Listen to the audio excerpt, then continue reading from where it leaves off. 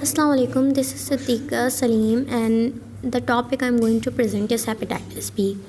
Have a look on content layout. We are going to discuss introduction, symptoms, causes, and prevention, and case study. In introduction of hepatitis B, it is also known as Hep B or HBV, caused by a hepatic virus. Okay. Caused by hepatic virus. It is transmitted through sexual contact, through contaminated needles, or from pregnant woman to her baby during birth. Nurses are at the risk of developing hepatitis virus. Adults also, and drug addicts, they also are at the risk of developing hepatitis B. What are the symptoms? Okay, many people, they are asymptomatic. They don't even know that they are infected, and they don't got any symptom till 2 to 3 months. Hepatitis virus is of two type, not virus. Infection is of two type, acute and chronic. In acute, symptoms in acute is flu-like symptom, including tiredness, fever, pain, feeling or being sick, loss of weight, appetite, diarrhea, abdominal pain, jaundice, in which skin and eyes appears to yellow due to accumulation of bilirubin, dark urine, pale faces. Okay, and the patient who have less immunity, in which we can include infants and adults, if they got infected from hepatitis B, so it may become chronic because of their decreased immunity, which lead to liver severe damage, failure, liver diseases, liver cancer, or even death. Now, causes and prevention. As I discussed earlier, causes are sexual contacts, contaminated needles, mother to the child. In sexual contact, it can be transmitted through unprotected sex. A person who is having multiple sex partners, or homosexual persons mostly. Okay, there is it is transmitted through sexual contacts, and the percentage is 41%. It's mean that 41% of hepatitis virus is being transmitted through sexual contact. These are the ways by which it can be transmitted. It can be transmitted. And prevention is that before choosing your partner, have medical examination, take preventive measures. Second is, it can be transmitted through contaminated needles, syringes, which are mostly used by drug addicts. Drug addicts use same needle again and again.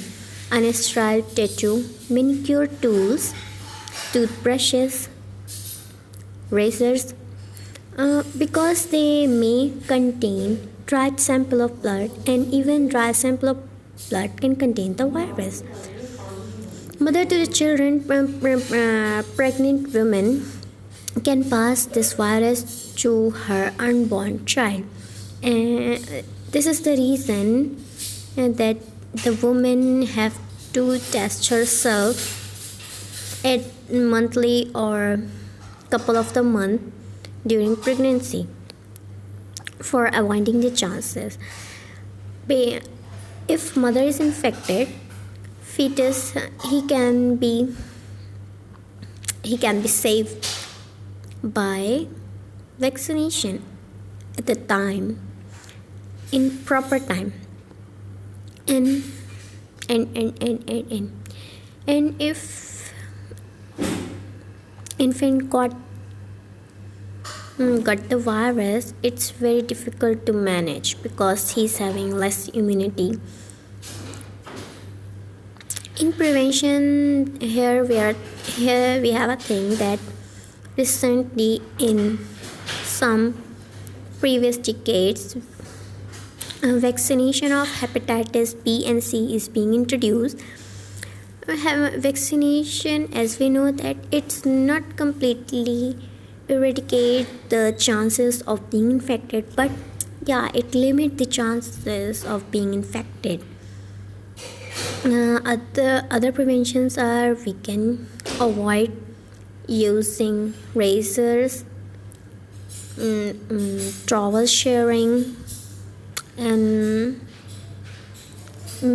cleaning. What we say, we can say hygienic tools we can avoid using of others. Okay, here we have a case study. We are having a 60 years old male from Middle East.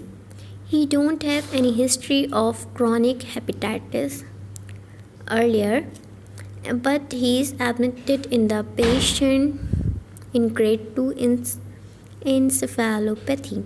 And what is encephalopathy? It's a condition of brain being developed by the ischemia. And what is ischemia? It is the lack of oxygen in brain. Yes. For identifying hepatitis, we are having 3 tests: hepatitis surface antigen test, hepatitis antibody IgM test, and the third is HPV DNA test. HPV DNA test tells about the virus replication. Surface antigen test about the antigen, and IgM test. So in this patient, surface antigen test is positive, IgM is negative, and HPV DNA test in the pending. AST level is 153 and normal AST level in male is 10 to 20 units per liter. ALT is 90 international unit per liter, and in male normal is 10 to 40 units per liter. Blue ribbon is 1.4 milligram per deciliter, and normal total is 1.2 milligram per deciliter, and direct is 0.2 milligram per deciliter. NRI is 1.3. So these levels are elevated. He's having mild to moderate ascites. And what is ascites? It's abnormal buildup of fluid in abdomen.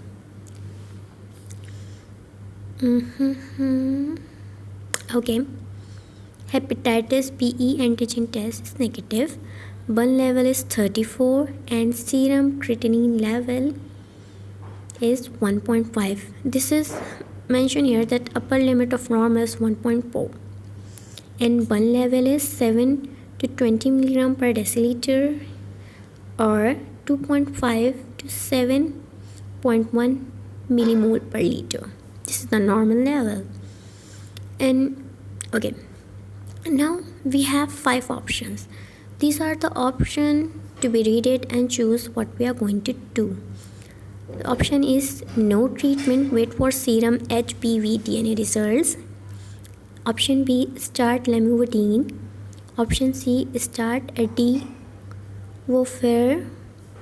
Option D, begin evolution for liver transplantation and start lamivudine. Option E, begin evaluation for liver transplantation and start adewofir. So okay, the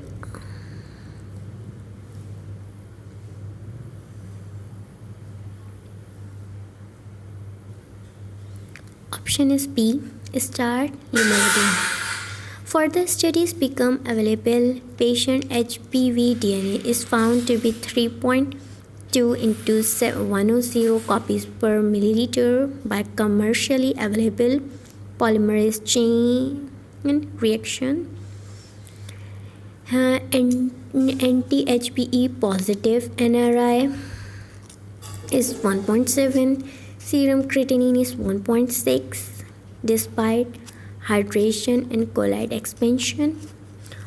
What would this change your thinking about how to approach management?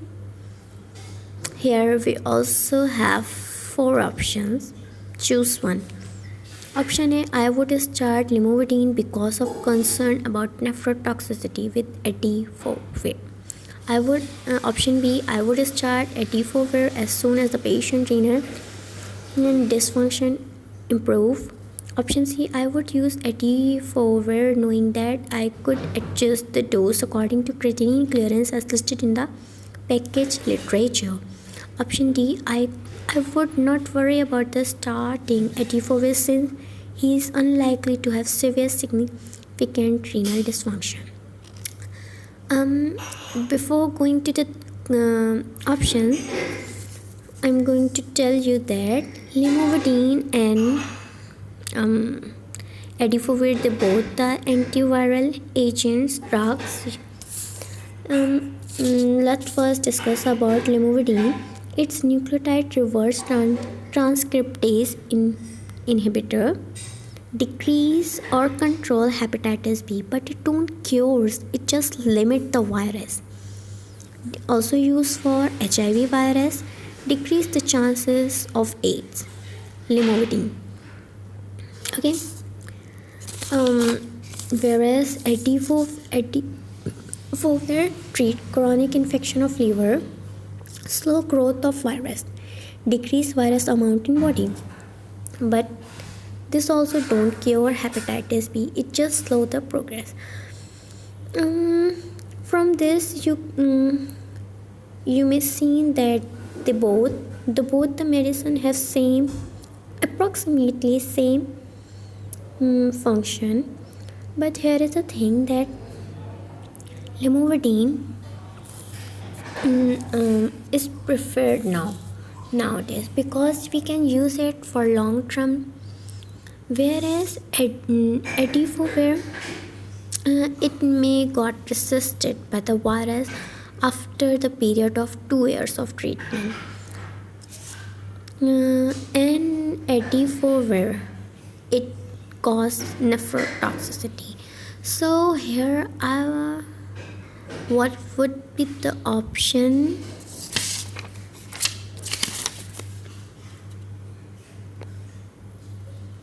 Okay, I have option A. I would start limuvudine because of concern about nephrotoxicity with etofovir. And third scenario is the patient is started on limuvudine.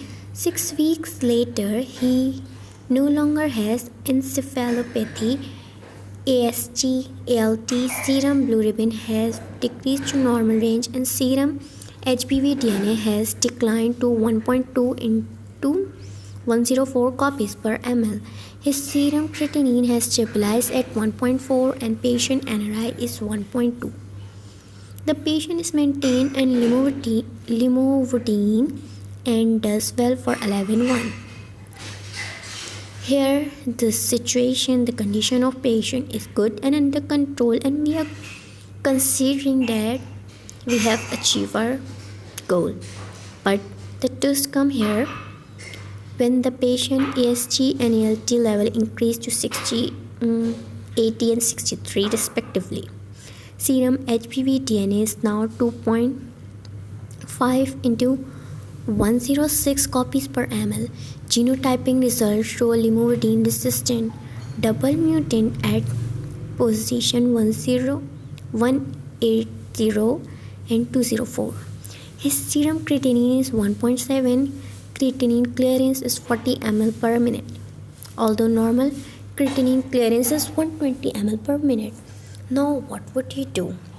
Option A, stop limuvudine and start etofovir. Option B, add etofovir to limuvudine maintenance. Add etofovir and considering stop the limuvudine after 2 to 3 months. Maintain the patient on limuvudine alone. As the patient got resisted from limuvudine, option D is cancelled out. Okay. As I told you earlier that limuvudine is preferred over etofovir, so option A is also cancelled out. We choose option B, add etofovir to limuvudine maintenance. In combination, the both drug they act better and they can fight better. Here, the case study is going to be end. Thank you so much.